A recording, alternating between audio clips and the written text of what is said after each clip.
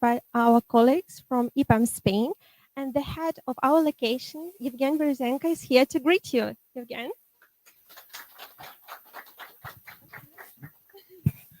Thanks, guys. Thanks, Kate. Indeed. So it's great to have all of you here, right? And just for those of you who may, who may have not heard about EPAM, I think there's plenty of people in the audience who may have heard, right? But still, I would really like to repeat, just to say a few words about who we are and what we do, right? So we're a software solutions company. We're an end-to-end software solutions provider that is present in more than 50 countries right now, with more than 60,000 engineers included into S&P 500 index, and operating across many different industries, across many different business verticals, etc., etc. And what we are currently doing in Spain, you have a clicker, right? Yeah. So in Spain, we are still smaller than I've just demonstrated on the previous slide, but we are now more than 1,200 employees, engineers, designers, consultants, managers, etc. And definitely the way we were set up some 4 years ago, the way this location was set up, is to first be close to the customer, but second, to provide the best possible place, the best possible location for living. So as opposed to getting people to come where they don't want to come, we figured out it was much easier to just let people work from where they wanted to work and then give them the work of their dreams. So with that, we set up something that in 4 years' time became a national location of EPAM with more representatives in more than 50 different nationalities. I think we're actually getting close to 60 these days. And we've got more than 1,200 people, as I've just mentioned, working on hundreds of exciting projects from all the different industries. And definitely big data, data science, data analytics are some of the most important directions where we work, where we operate. And we'd most welcome you guys if you had interest, and mostly talking to our colleagues who are not yet EPAM employees within the audience. I mean, both the audience, face-to-face audience and the online audience. Yeah, if you're interested, guys, check it out. There's some pretty cool, pretty exciting things that we do here, while also trying, to see how we can best engage, how we can best cooperate with the market, with the local people, with the local government, how we can actually contribute to society and to building, a nice, scalable, international IT environment here in Malaga and overall throughout Spain. As you can see, we've marked a couple of locations which we believe are of interest in Spain, but definitely we're going to be increasing our presence next year. So as opposed to having just one office in Malaga and one that's going to be opened up officially, kind of converted to EPAM office in Madrid, there could be many more. So yeah, enjoy the meetup, and many thanks for all of you to come virtually and face to face. And I look forward to having some more interaction with you. Thanks. Evgen, thank you so much. And now I would like to pass the word to Ksenia Starovera, who is the leader of our Data Spain community. Thank you, Kate. Hi, everyone. Nice to meet you. Well, actually, let me say a couple of words about our community. Kate, can I take the clicker? Thank you. So, okay. Yeah, sorry, now it works. Initially, we started as a small local community, only for people who joined data in Spain, I mean, in EPAM. But this year, we realized like why we restrict us so much. So we started to make our community more global for whole Spain, for any people who is not only from EPAM. And actually, we want this to be the safe place for all of you interested in data to share your experience, to ask your questions, to probably understand what is data about. So yeah, and we are going step by step in this direction. Let me quickly introduce you some numbers. Well, actually, we have now at least 415 members in our community. I think now it's more because these slides were created 2 days ago. And at least 900 of event registrations. And comparing to the January of this year, we are like 10 times bigger. So I find it cool because I meet a lot of interesting people in this community. And we conducted 45 events. And this is our first event in such a format when we have audience in the room and we have YouTube streaming. So don't judge us too strict. We hope you will enjoy this event. And if you want to get any other meetups or expand your professional networks, or probably just to find some direction how to grow in data, please join us. And if you want to collaborate, be a speaker or have some any questions, you can write me in LinkedIn or e-commerce. You know how to find me. Yeah. And today we are going to have two topics. The first one will be presented by Pavel. He will tell us about the synthetic data generation, which I personally find like pretty cool because we often meet this problem in the projects when we don't have data, right? But we need somehow to make ETL pipelines or I don't know, build our models. How to get this like good quality data.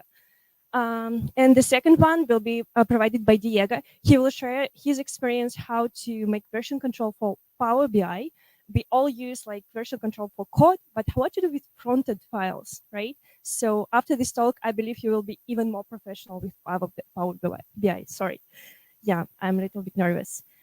Yeah, we can start. And I'm asking you to leave your questions till the end of the talk, okay? And in general, you will have time after the talks. I mean, people in the audience. You can discuss any concerns, any questions, any ideas with our speakers. And yeah, Pavel, the floor is yours. Okay, thank you, Ksenia.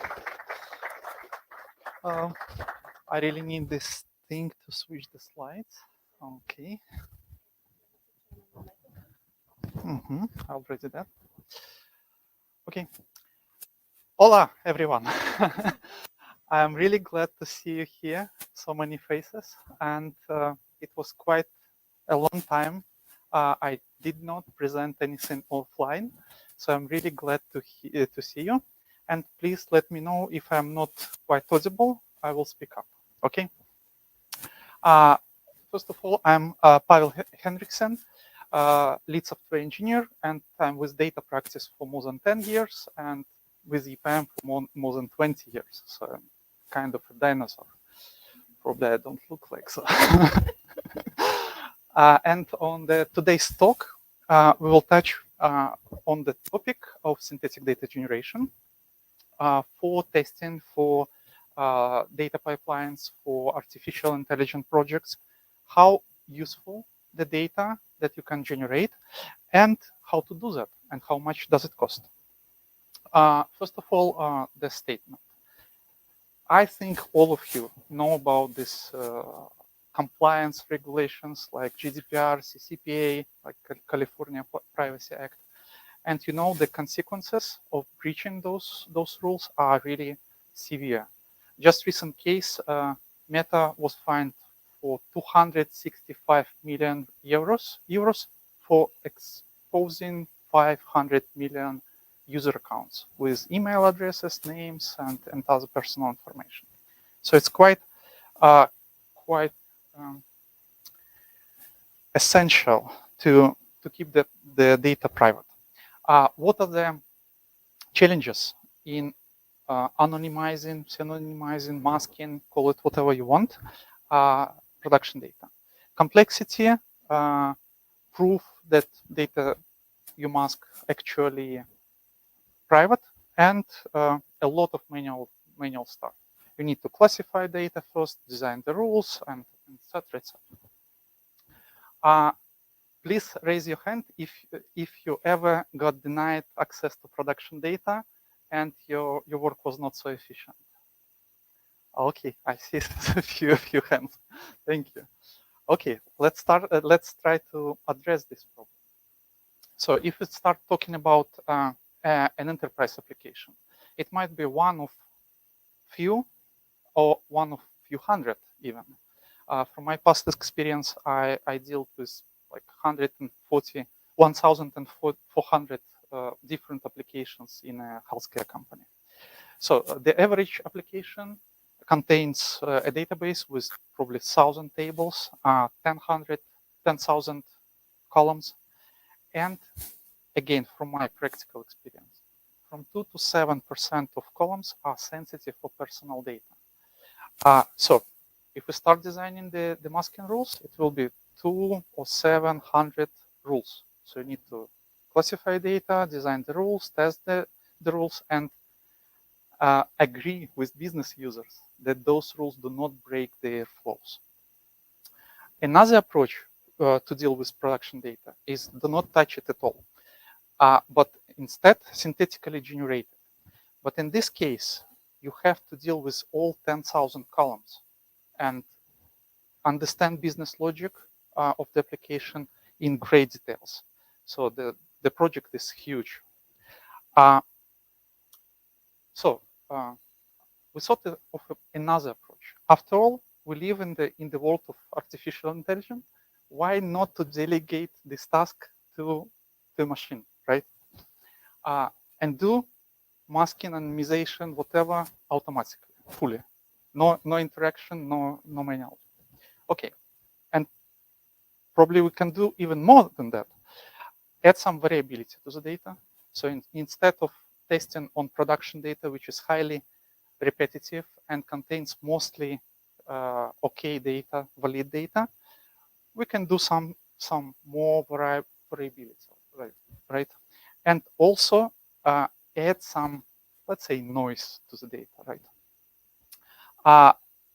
Probably you don't have enough data in your production.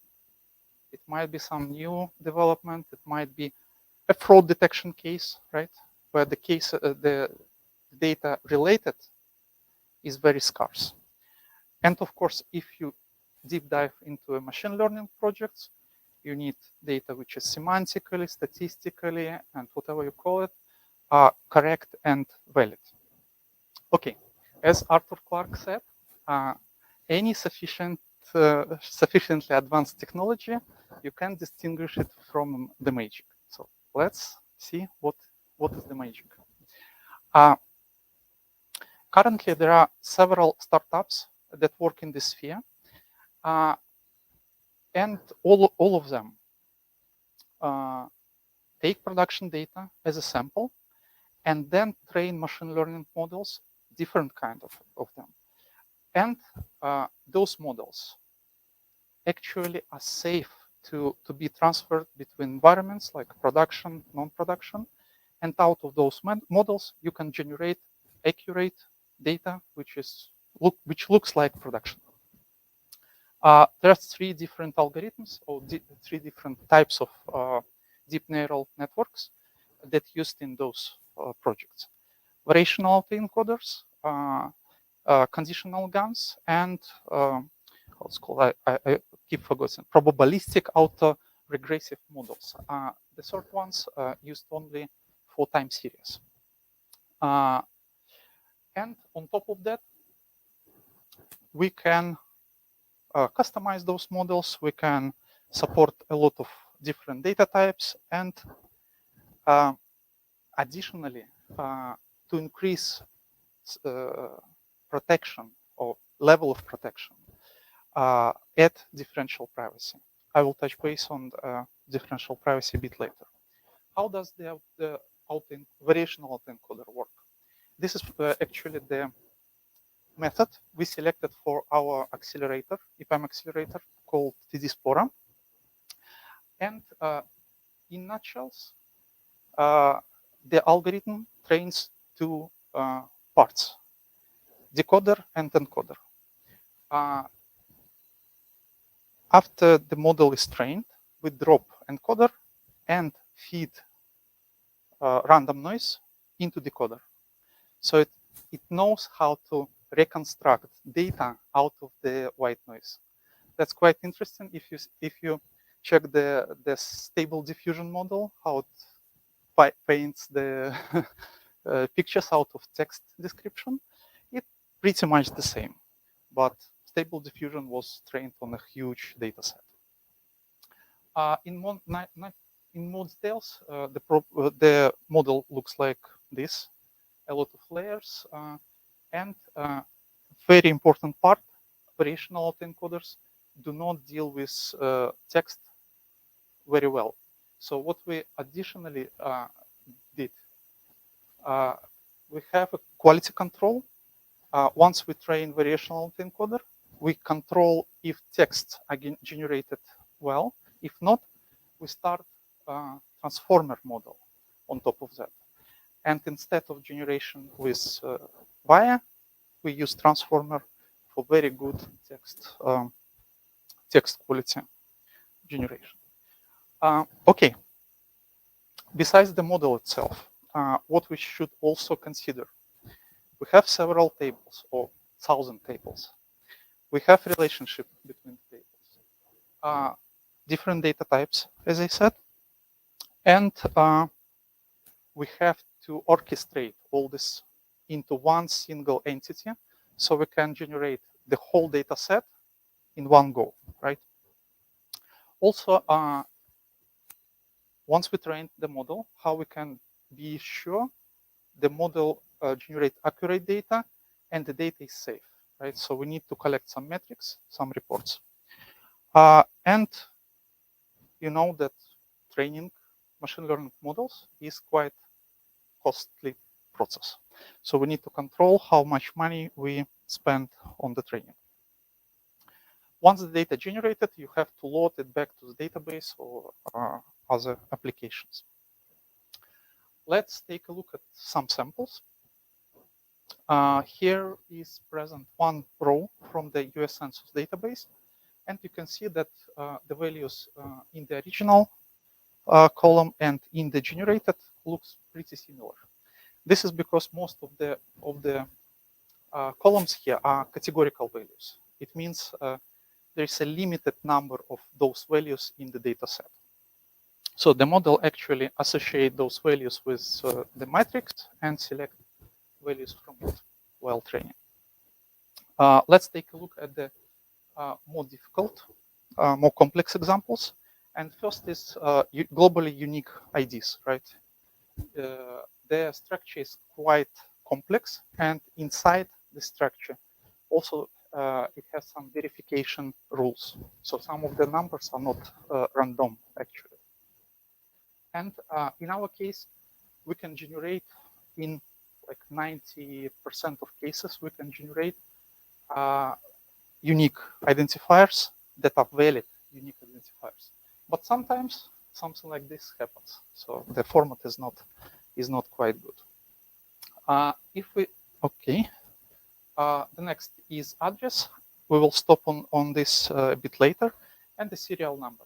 This is a good example how variational autoencoder works, and it generates this kind of IDs very well. Accuracy of the data, how we can measure it.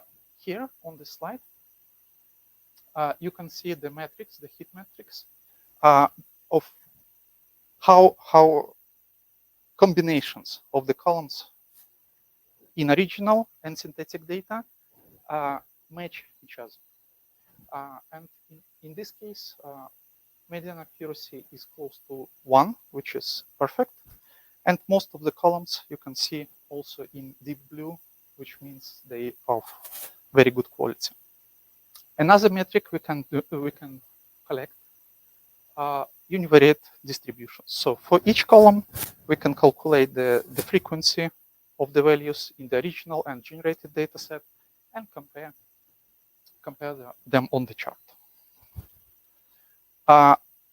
Next metric, bivariate distributions. In this case, we take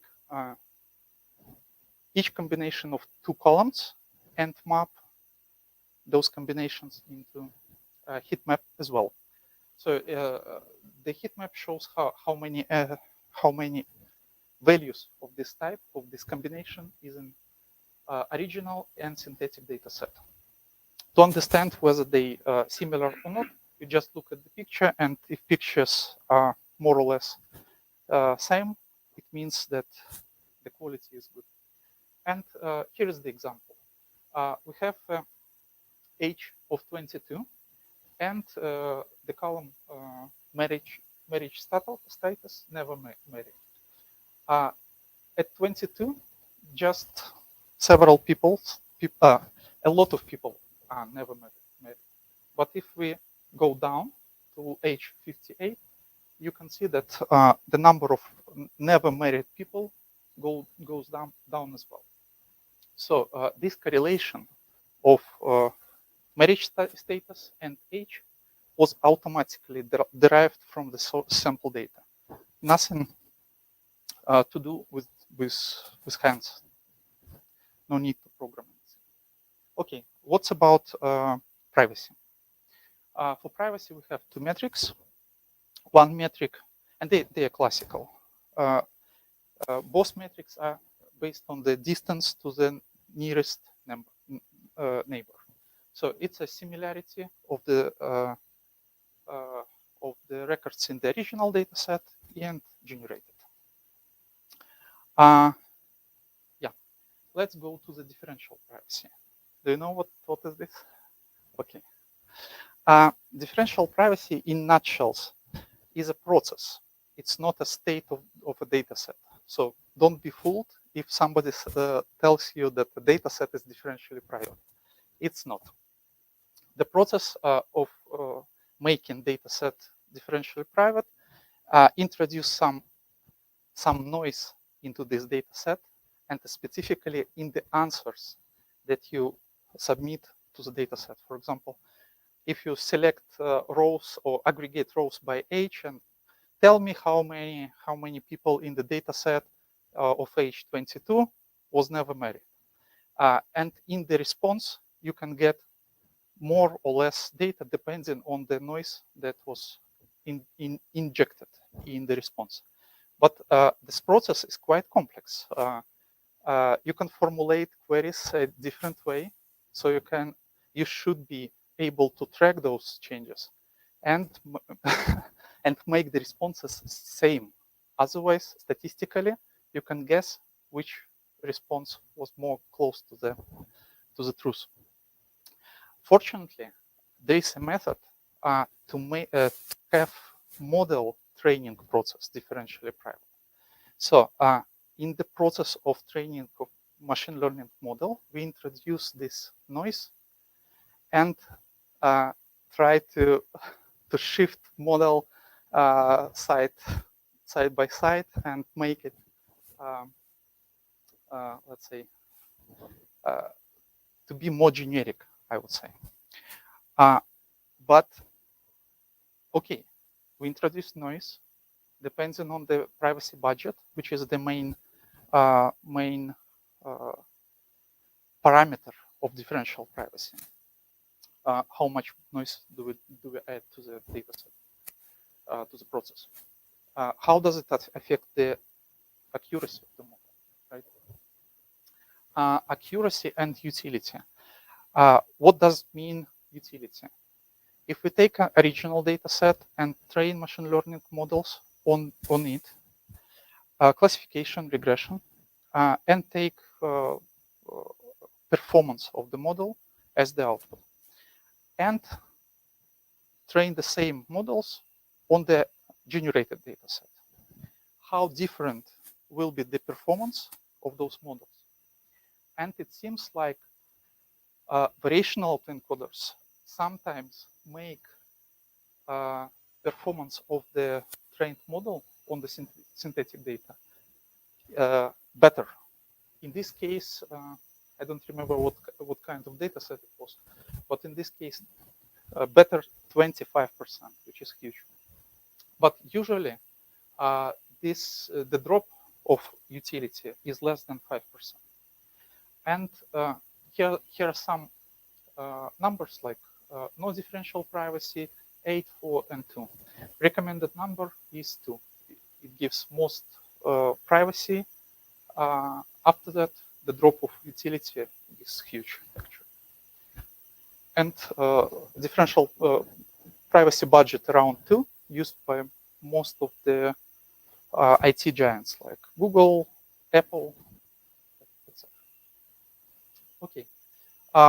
What is the accuracy and privacy trade-off? Here you can see that for bivariate accuracy, it's very small, like 5%, and for the univariate accuracy, it's around 30%, which is good because having it less than that might affect the privacy. Let's address some challenges in this approach. first of all, dependency between the tables, right? How to do that, in fact.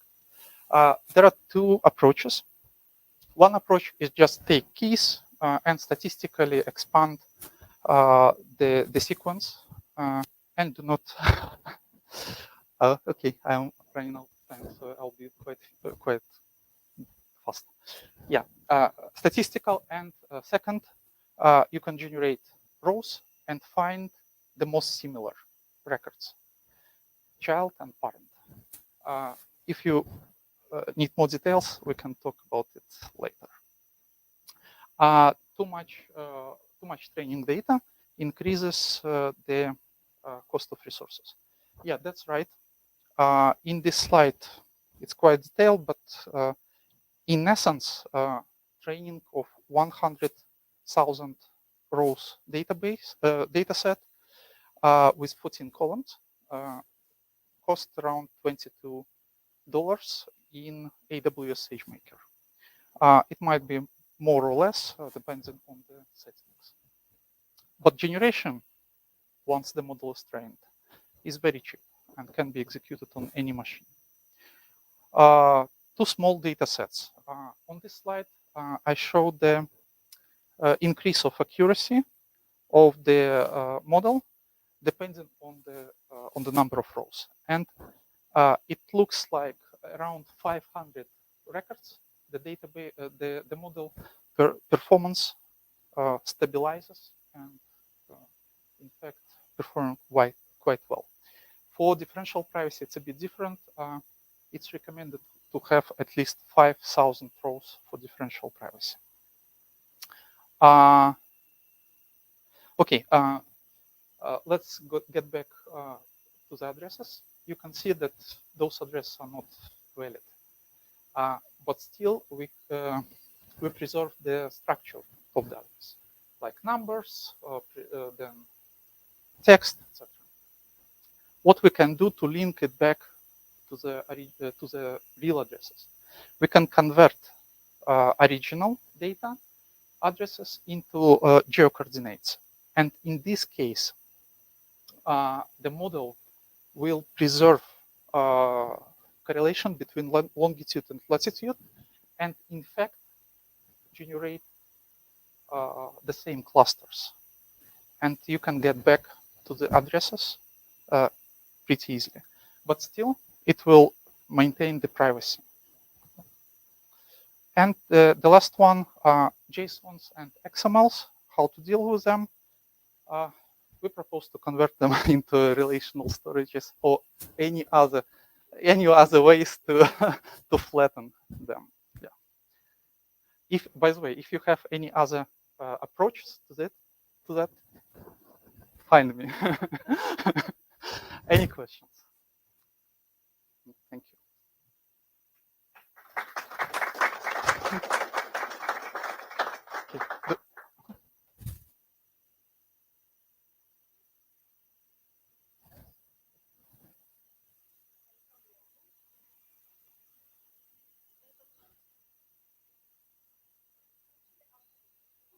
Okay.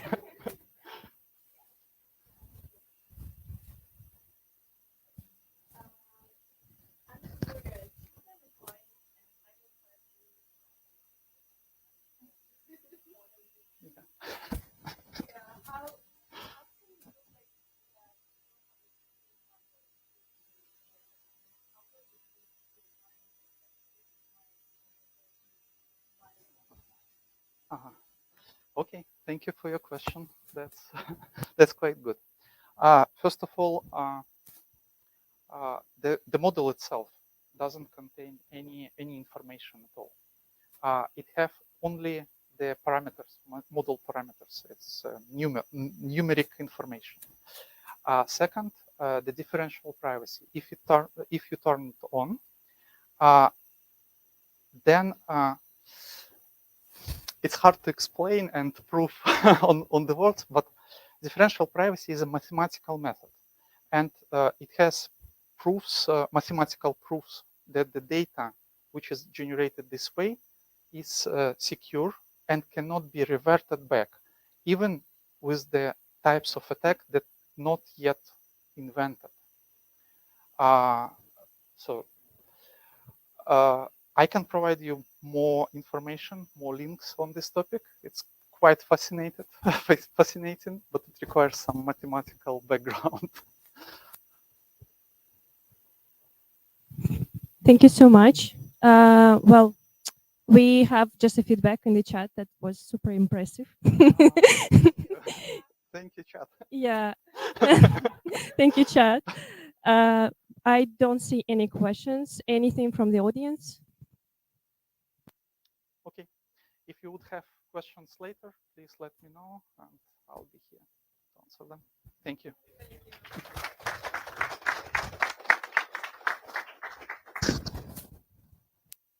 Pavel, thank you so much. And I would like to highlight here that after this event, you will receive feedback form. We will appreciate if you provide feedback for our speakers and for the topics. Okay. Thank you so much.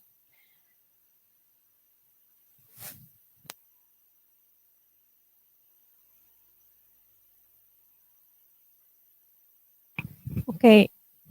Our joiners in YouTube, we are sorry. We have just 1 minute pause for changing laptops because actually we have live demo.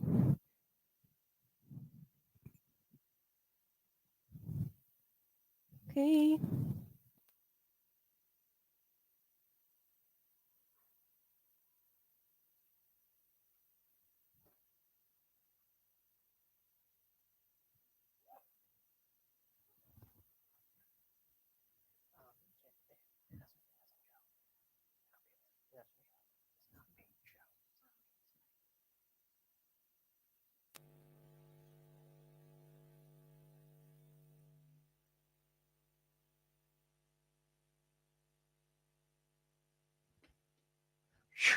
I'm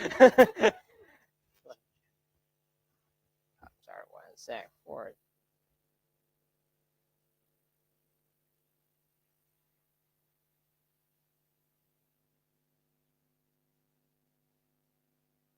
There we go. Hello, 1, 2, 3. Is it working? Yep, it's on. Is it working? Okay, perfect. So sorry for the technical issues. So this talk is not going to be super nerdy like the previous one, numbers. No, so relax, have a bite if you want. So doesn't need to spread things out. I'm not a mathematician, nothing at all. So let's lower the bar a little bit. But today we're going to talk about basically the data is over there. Actually, we're here. How to manage different versions of it could be a Power BI or any BI file. Okay, and basically we are not going to go very deep into the Power BI topic because I know that most of you are not BI developers by itself or do not work with this tool. But the idea is that since all of you are part of data projects, maybe of PM or architects or data visualization engineers as well, you are close to this topic. And usually the client doesn't matter who brings the solution. It's like, I have this issue. I don't know if you are a PM or engineer, the guys who clean the bathroom. As long as you give me the answer, it works for me. So this is the idea of this topic. Okay, and since it's quite big, let's say we split into 3 chapters. So let's imagine that's a Netflix series. It's a long season. Episode 1, how to manage version control in Power BI. Okay. Then we are talking about more complex. This is like the basics that we're going to talk about complex tools that we can use in a more complex scenarios as well, and how to introduce some advanced tools inside the Microsoft environment. But let's get started. Before this talk, let me introduce myself a little bit. For those who don't know me, I think I wear the same shirt, so it's easy to identify me. It's the lucky one. But well, I work here in the data visualization department, having working with BI environments for more than 8 years and more than 6 years with Power BI. I have a bunch of certifications, everything from the Microsoft side. Okay, but enough of this talking. Let's jump into the problem. Why are we talking about file version control? Because usually what I find out in my experience in clients here inside the EPAM is that many developers, I mean, the super smart solution is just copy paste and put it B2. And if you have a problem, copy paste and name it B3. I mean, it's not that hard. Okay, but there are better solutions. Okay, so now let's see the two approaches that we have. Okay, so why do we need to build up a file version control system? The first one, I mean, we have like pros and cons. The first one is that we have one single file per report. Okay, so we are going to avoid the V2, V3, V4, etc. If not, you're going to have one file per report and per version. So it's going to be a little bit bad. Then you cannot have, or if you use this approach, you will have a summary of all these changes. So basically, it's what is the difference between V1 and V150? Just the name. So it's not super easy to identify the changes. So you actually need to manually, let me put this here. So you need to manually go version by version or file by file and manually spot the differences between those files. Okay. And for those who know a little bit about Power BI, it's a lot of components that you can touch. I mean, from the front end, from the back end, measures, calculations, importing new data from new data sources, adding just a new chart, etc., etc. So manually checking all the possible changes you can do, it's going to take a lot of time. And even if you need to check another 3, 4, even 5 files, okay? And this sounds like super amazing, but I know you're wondering, like, it's like, okay, what's the catch? And definitely there is a catch, because this is the bad news, okay?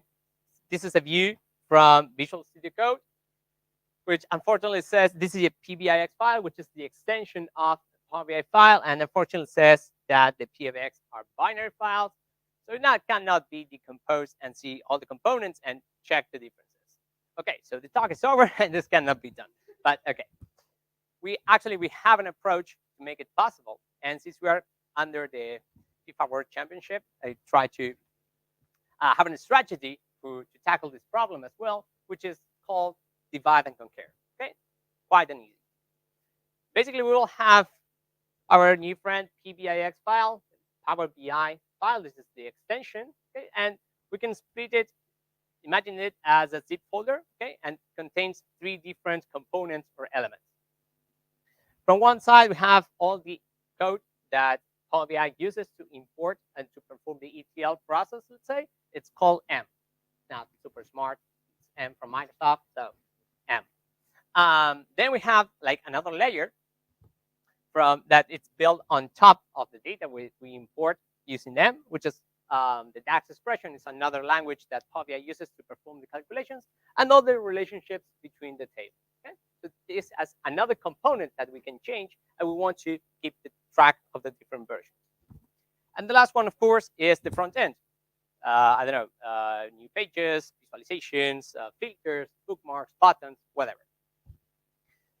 And this is what I say that we are going to have 3 chapters of this beautiful Netflix series to talk about each one of them in a separate topic. Okay. So these 2 are quite complex because it's including code. So it's going to be on stay tuned. It's going to be super close. But today we're going to talk about the basic stuff, let's say, just the front end content. And we're going to use a simple tool, but it's still efficient, which is SharePoint. And the good thing is that there's a bunch of guys and MVP Microsoft employees who developed a Power Platform application called basically Power BI Version Control. Again, super smart name. And basically, we have, thanks to this app, we have 2 ways of performing or installing this feature, let's say. Okay, I'll give you the link for those who want to look it up. This is the app. We're going to demo in a few minutes. That's like 2 buttons. Check the report in, check the report out. Nothing super complex. Or if not, we can do it manually. And this is basically the result that we're going to see. So for those who are a little bit, I don't know if it can be seen, but in a nutshell, we have all the version name, the numbers, sorry, and then the modified date, who did it, the size of the file, and a text box with the comments so you can summarize what changes you did. Okay, it's an open text box, but you can customize it or let's say put and stored in a specific way. Okay, so you can specify the changes that you made on that version. Okay, so now let's go and see how this works.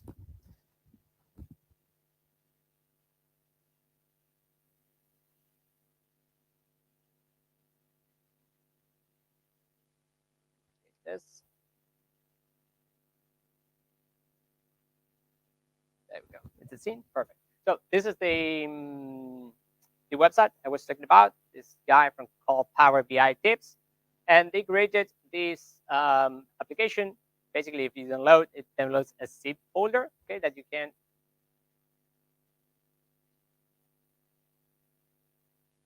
That's beautiful. Okay, so let's start from scratch. Stop sharing and reshare.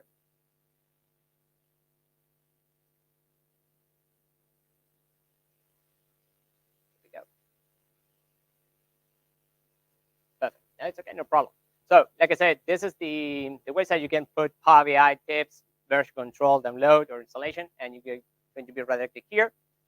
In order to, again, simplify today's talk, there's a bunch of videos and all the documentation, how to install it, what can be done, etc., over here. Okay, so we are not going to talk about how to install this up. So we can jump directly to the good part. Okay. So why are we using SharePoint? That it's not that complex, let's say, or advanced. There we go. Platform. But the good thing about this is that if you, for example, let's go to report and take a look at this. Take a look at the version history. Sorry, you can take a look. Let me zoom in. So this is what you can see in a nutshell. What are the changes made? If we populate, of course, the comment section, we can see in a nutshell what are a summary of the changes made version by version. Okay, and it's easy to roll back or get a preview of that file if we want. Again, that text box can be customized. Just leave it open, but we can, I don't know, add check marks or whatever in order to structure it a little bit and make it more user friendly. Okay, but the Power Apps solution, no. There we go. Here we have the app is Power BI version control, and let's jump directly. See a quick demo how to use it. There we go. Okay, so this is the app. 2 buttons, like I said, check reports out, check reports in. What does it mean? Basically, this is a feature not from this specific app. This is a bunch of Power Automate flows, okay, that integrates the 3 platforms, SharePoint and Power Automate and Power BI.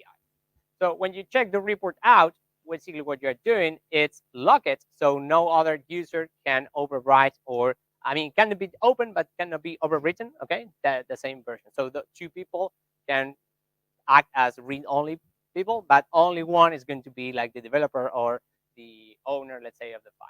So if, first of all, we need to, let's say, reserve that or book for ourselves that report. So we click on check reports out. We mark here which is the report that we want to include.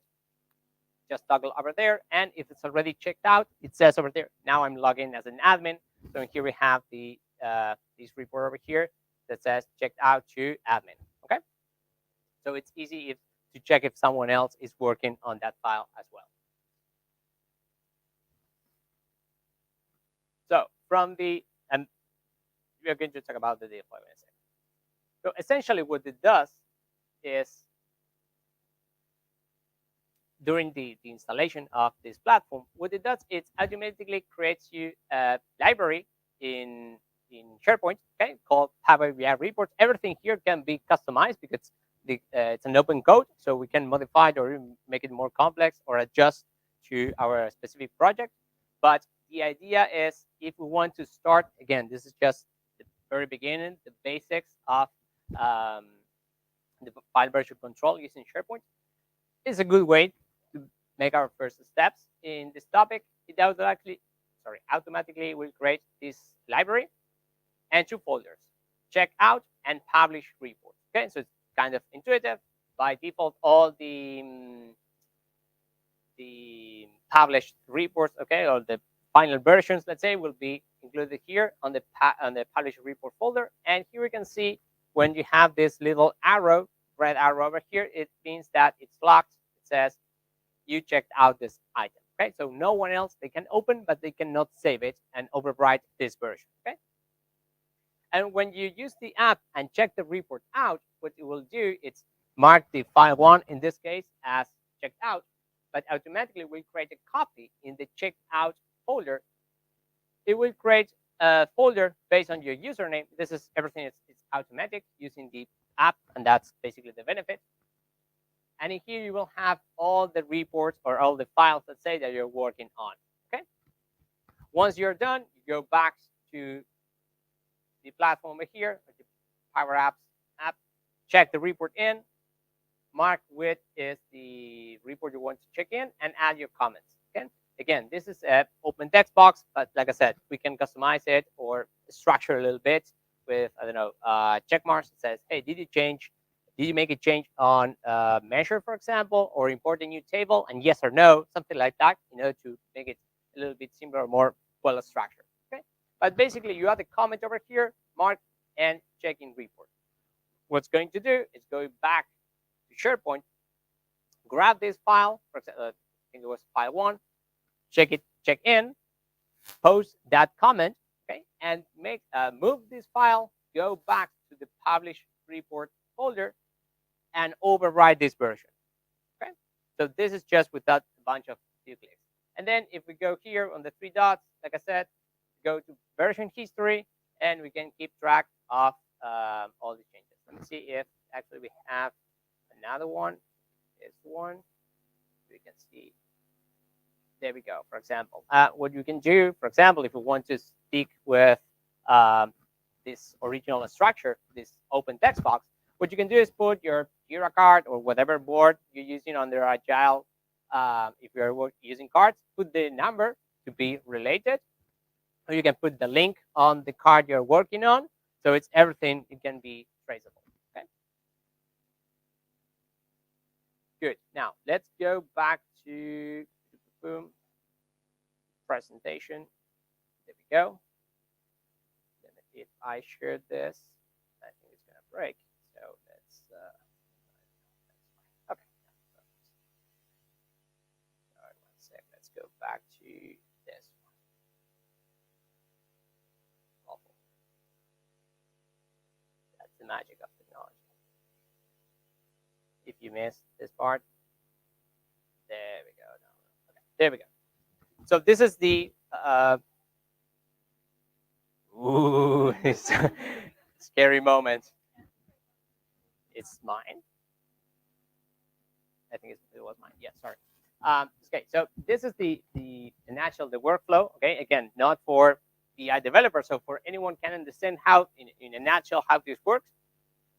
So basically, use Power App to check the report out. One of the cool things about having everything under the Microsoft environment is the native integration between all the tools, of course. One of the things that you can use, if you have SharePoint, you can sync it locally. So you will have automatically will create a local folder in your laptop, but it's synced with SharePoint Online. Okay, so every change you do directly here, I mean, you can add it as a regular folder in your directory. Okay, so if you sync SharePoint with your laptop, let's say, you can use that, check it out. Then you go to Power BI Desktop, of course, make all the changes you need, all the transformation in whatever part you're referring to.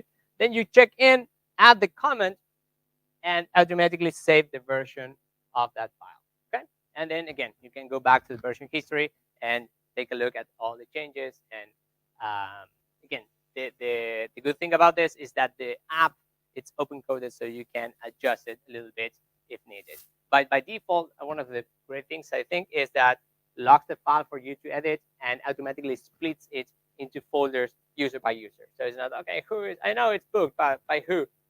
So having this automatic organization, I think it's one of the very basic, again, but very good or very strong solution in terms of how to handle the version control and how to split work between multiple BI developers, which is another challenge. Let's say we're going to like a little spoiler alert about the next chapter. This is what we're going to talk about on the next talk. What happens when we have multiple developers working on the same report at the same time? Okay, so if one wants to import new data, another one wants to create a new page with new charts, and another one wants to create new calculations. Okay, how to handle this all together at the same time. Okay, so that's everything from my side. A big thank you, anyone. Let me know if there is any question. Well, I will start the question from the online audience. Did you consider using binary artifact repo, for example, gfrog artifactory or any other, for storing and versioning Power BI files? I mean, it can be done, but we are going to discuss that in the next sessions. The idea is to manipulate every component, like I said, the M code, the DAX expression, and the front end, like separate elements. So they don't need to. I mean, in this version or this approach, let's say we only have a text box, so it's not a lot of room to be very detailed about the change we're implementing. So it's a short summary, or at least you can put, like I said, if you're using Jira or Azure DevOps or whatever, you put the board card number to be redirected to it. Okay, have more details about it. But if not, I wouldn't suggest to do it, because when you need to integrate DAX code or M code, then you can use Visual Studio Code, which is again part of the Microsoft environment. So the idea is to embrace as many Microsoft tools as possible because of their native interaction. Great, thank you so much. Okay, one more question from the audience. Just a second. I will do my nerdy question. Have It you cannot be heard? done. No, maybe. Go ahead. Have you heard about Git or SVN? Yes, and that's. I have a consideration. I understand this tool is more visual. Is better to manage. Have the sync feature than maybe for people who works on Power BI. Maybe it's more useful because Git you have the commands and branches. Maybe it's difficult. Okay. Again, for handling the front end part, since we cannot decompose the file into the code, let's say, because it's binary, this is the approach we can use. But when you're talking about DAX or M, because we are talking about code, the idea is, and I'm going to leave again a little spoiler, we are going to integrate Azure DevOps plus the Git integration. Sorry. So and Visual Studio Code, so we can keep track of the different changes. And there is, but again, the talk. Let's decompose in two parts. One is for let's say maybe architects or data engineers who are more let's say more exposed to these topics or to these problems. Let's say, so are more also sorry, from the other side. I think Power BI developers are not, let's say, very proficient, let's call it that way, very familiarized with this tool. So I just create my report and leave it there. And in some cases, they do not know how to use Azure DevOps or Git, or in some cases, like for example, a simple tool like this. I mean, I didn't invent nothing at all. It's just an app that makes it a little bit easier for you. So the idea is for beginners, let's say, this is the solution. But if you need to scale it up, because again, if you are thinking about, okay, we have, I don't know, 10 BI developers working at the same time. Well, this has its limitations, of course. But for people who haven't, again, let's go back to the very beginning, have 100 files, B1, B2, and I don't know, 6 months later says, let's delete the first 100 versions. Why do we need them? And that's all. And it's like, why? I mean, maybe you need to roll back 100, a little bit crazy, but 100 versions back. Okay. So in a nutshell, we're going to introduce Azure DevOps plus Git, but in chapter 2 or maybe 3. Thank you. Thank you so much. Any more questions? No more? I suppose one question from online.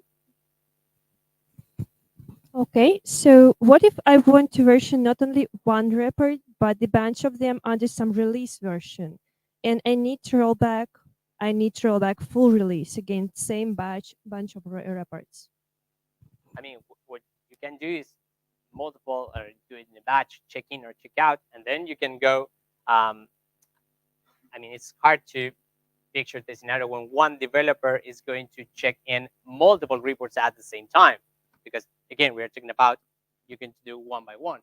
Technically, it can be done. I mean, the rollback you need to do one by one because again, we are using SharePoint, and that's part of the limitation. To push, let's say, or save them, it can be in a batch because you can select multiple reports to check in or out using the app. But if you need to roll back, you need to go one by one. Oh, I know.